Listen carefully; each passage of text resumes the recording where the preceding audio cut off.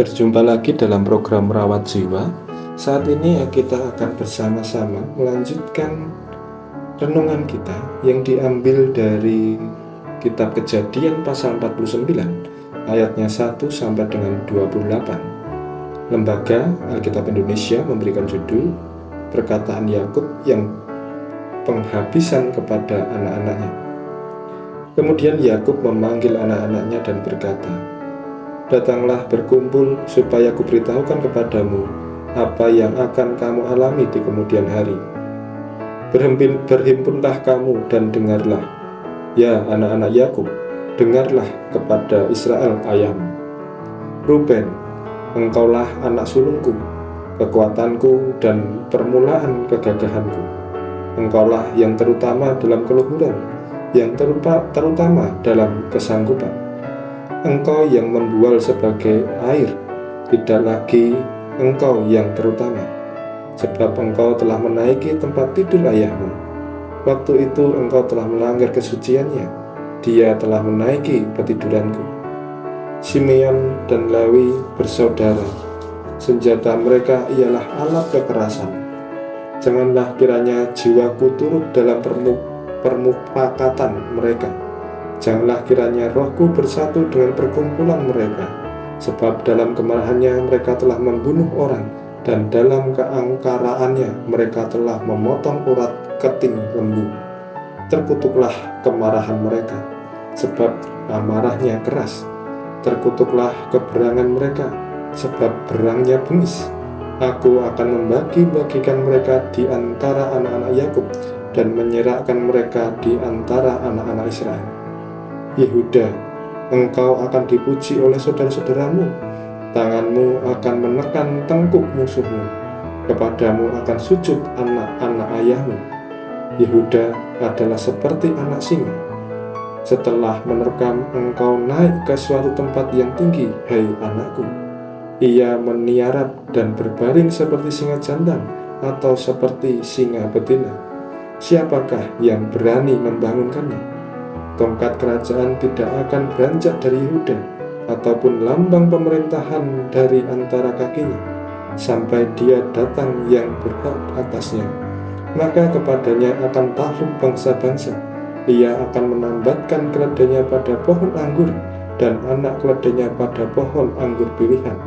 Ia akan mencuci pakaiannya dengan anggur, dan bajunya dengan darah buah anggur. Matanya akan merah karena anggur, dan giginya akan putih karena susu. Zebulon akan diam di tepi pantai laut. Ia akan menjadi pangkalan kapal, dan batasnya akan bersisi dengan Sidon. Isakar adalah seperti keledai yang kuat tulangnya. Ia meniarap di apit bebannya. Ketika dilihatnya bahwa perhentian itu baik dan negeri itu permai, maka disedengkannya lah bahunya untuk memikul, lalu menjadi budak rodi. Adapun Dan, ia akan mengadili bangsanya sebagai salah satu suku Israel. Semoga Dan menjadi seperti ular di jalan, seperti ular beludak di denai yang memagut tumit kuda, sehingga penunggangnya jatuh ke belakang. Aku menanti-nantikan keselamatan yang daripadamu, ya Tuhan. Gad, ia akan diserang oleh kegerombolan, tetapi ia akan menyerang tumit mereka. Asyer, makanannya akan limpah mewah, dan ia akan memberikan santapan raja-raja. Naftali adalah seperti rusa betina yang terlepas. Ia akan melahirkan anak-anak indah. Yusuf adalah seperti pohon buah-buahan yang muda, pohon buah-buahan yang muda pada mata air. Dahan-dahannya naik mengatasi tembok. Walaupun pemanah-pemanah telah mengusiknya, memanahnya dan menyerbunya, namun panahnya tetap kokoh, dan lengan tangan tinggal liat. Oleh pertolongan yang maha kuat berlindung Yakub, oleh sebab gembalanya gunung batu Israel. Oleh Allah ayahmu yang akan menolong engkau, dan oleh Allah yang bermaha kuasa yang akan memberkati engkau dengan berkat dari langit di atas, dengan berkat samudra raya yang letaknya di bawah, dan dengan berkat buah dada dan kandungan. Berkat ayahmu melebihi berkat gunung-gunung yang sejak dahulu, yakni yang paling sedap di bukit-bukit yang berabad-abad.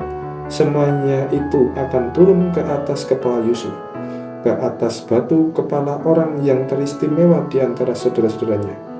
Benyamin adalah seperti serigala yang menerkam. Pada waktu pagi ia memakan mangsanya, dan pada waktu petang ia membagi-bagi rampasannya. Itulah semuanya suku Israel, 12 jumlahnya, dan itulah yang dikatakan ayahnya kepada mereka ketika ia memberkati mereka. Tiap-tiap orang diberkatinya dengan berkat yang diuntukkan kepada mereka masing-masing. Demikianlah sabda Tuhan bagi kita. Tema perenungan kita saat ini, nubuat Yakub untuk anak-anaknya. Yakub yang sudah merasa bahwa dirinya tidak lama lagi hidup, memanggil anak-anaknya untuk berkumpul bersama. Setelah mereka berkumpul, Yakub bernubuat untuk setiap anak-anaknya yang ke depan merekalah yang menjadi ke-12 suku Israel. Dalam nubuat Yakub kepada anak-anaknya, tidaklah semuanya sama, dan semua itu terpengaruh akan perbuatan masa lalu anak-anak mereka. Berkat atau kutuk ini bergantung pada hubungan keturunan dengan anak. Ruben merupakan anak sulung Yakub yang sebenarnya memiliki hak kesulungan dan kedudukan tertinggi dalam kepemimpinan, hormat, dan kuasa. Namun itu semua menjadi luntur dan hilang oleh karena perbuatan yang jahat, yaitu berhubungan dengan istri ayahnya, Bilha. Demikian juga itu terjadi pada Simeon dan Lewi yang di masa lalunya membunuh orang oleh karena kemarahannya. Namun suku Lewi ternyata mengalami pertobatan dan berpihak kepada Allah, sehingga suku Lewi ini mendapat berkat dan kehormatan dari Allah.